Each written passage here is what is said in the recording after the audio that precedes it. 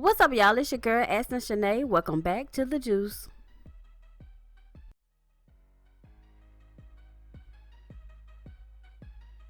Child, listen, I don't even know where to start, so I guess I'm gonna start with this.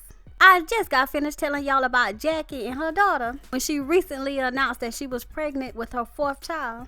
Well, child, now the daughter has also announced that she is writing a tell-all book about her life as Jackie's daughter. And yes, it's as juicy as it sounds. Y'all got your glasses ready, right? Okay, child, here we go.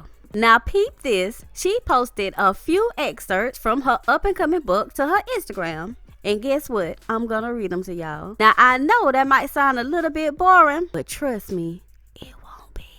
Okay, so child, she starts off by saying, I'm not the product of love or just anybody. I'm the product of Washington's most prominent drug dealer and a fierce gold digger. She's talking about her mama Jackie, in case y'all don't know.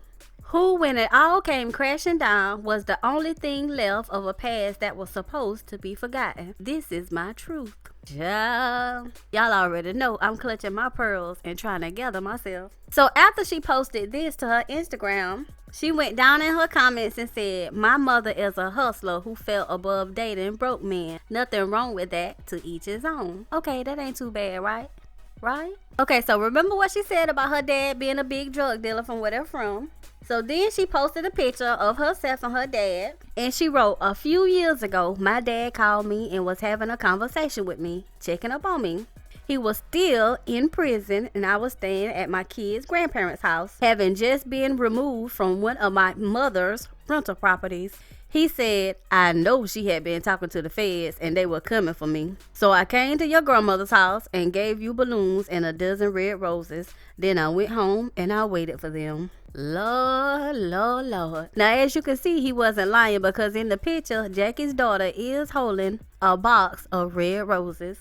Now, Jackie knows she ought to be ashamed of herself. But wait, that ain't all. Okay, y'all, so before I read this, I want y'all to keep in mind that Takari is the dark-skinned daughter that Jackie does not have anything to do with, and Chantel is the more light brown-skinned daughter from her rich husband on Basketball Wives. Okay, so Takari also posted this to her Instagram. She said, Chantel was turning 2 years old, and I remember all my cousins, and I were getting ready to go to her party at my parents' new house. Everyone in the family was excited to be leaving our run-down little roach-infested shack to go visit my mother and sister in their brand-new, sprawling 3-story home on the top of the hill. When I walked in the house for the first time, I did not feel like it was home. I felt like an orphan kid wishing to be adopted by the picture-perfect looking family that lived in the nice big house. Going into my sister's bedroom, my jaw dropped.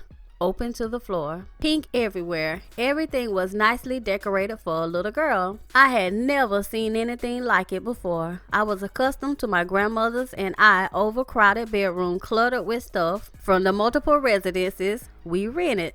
Chantel and I definitely lived in 2 separate worlds during the time. Although Chantel was afforded such a beautiful, spacious bedroom in their house, she would soon find herself in the throes of mine and grandma's cramped living quarters.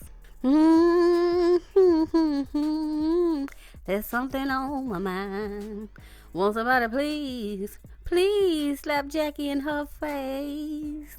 But wait, I ain't gonna judge. In all the pain that you can still tell that Takari, Jackie's daughter, is still in. She posted this to her Instagram also. She says, I'm not exposing anyone or mad at a soul. This is an excerpt from my soon-to-be-released book, Lights to a Shadow. I was a toddler when all this was going down, so to confirm or deny, I personally can't, but know some who could. I'm just telling the events of my life. This was one, a phone call and conversation with my dad. Well, y'all know I minds my business, and I'm just gonna leave it at that, because what I would have to say to Miss Jackie Christie could possibly make me lose my YouTube channel, and we all know I ain't gonna let that happen. So y'all know what y'all need to do. Go down in the comments and let me know what y'all think about her daughter telling the things that happened in her life when she was a child. Do you think she's right for basically exposing Jackie? Or do you think she's wrong and she should have been dealt with her problems by now? Let me know what y'all think. Moving on. Y'all, wait a minute, hold up. I was literally finished with this video, so I go on Instagram, minding my business being nosy. Jackie's daughter had posted another excerpt from her up-and-coming book. She says, as a kid, I remember taking vacations with my family. And for the most part, they were fun, but being on vacation still did not exempt me from having to work out. No matter where we were, no matter where we traveled, Las Vegas, Bahamas, Turks and Caicos, Orlando on a cruise, I had to work out before engaging in any fun activities. At any given time, there were up to 8 kids on the trips and I was the only one made to do strenuous workouts. This is around the time I started to identify with the anger that was building up within me. I didn't understand why I was being worked so hard. I would be on the treadmill, wondering why I am being made to exercise while Chantel gets to sit down on the couch eating a snack and watching cartoons. Then I would think, oh, I don't look like Chantel. That's why. I remember one time while living in Toronto, I was about 9 or 10 years old. My mother came down the hall to me, Grandma, and Chantel's apartment to show off her game outfit. I was in the bathroom eating a fruit roll-up. When I heard her voice, I hurriedly stuffed the entire fruit roll-up in my mouth as she barged in the bathroom. Kari, what do you think of my outfit? It's Chanel, she said. I didn't answer right away because my mouth was full. My mom isn't the one to try to pull things on, so she immediately knew something was up. What the F do you have in your mouth, Takari? She said angrily. I was petrified to answer because I knew I would get in a heap of trouble. I had to do the treadmill, period, but I knew she would add more miles in time for me to do on the treadmill and a few hundred sit-ups on top of the 400 I was required to do daily. I proved myself right when I pulled the chewed up fruit roll-up out of my mouth. Is that candy? She asked me in a shocked voice. It's a fruit roll-up, Mom, I said, hoping the fruit part would save me from the wrath of my mother, but it didn't. Get your ASS up now and go run 6 miles on the treadmill, and don't take your ASS to sleep until you have done 500 sit-ups. Child. She told my sister, Chantel, to watch me and make sure I ran all 6 miles before leaving back to her and Doug's apartment. Child, I literally had to take a moment after reading that. So then someone down in her comment says, I mean, are you exaggerating? This is hard to believe. And Takari responds with, exaggerate for what? Anyone who knows me knows this is true. I have receipts. Trust, I'm prepared. Good, I'm glad, girl. I am glad. But anyway, y'all already know what y'all gotta do. Go down in them comments. Go down in them comments.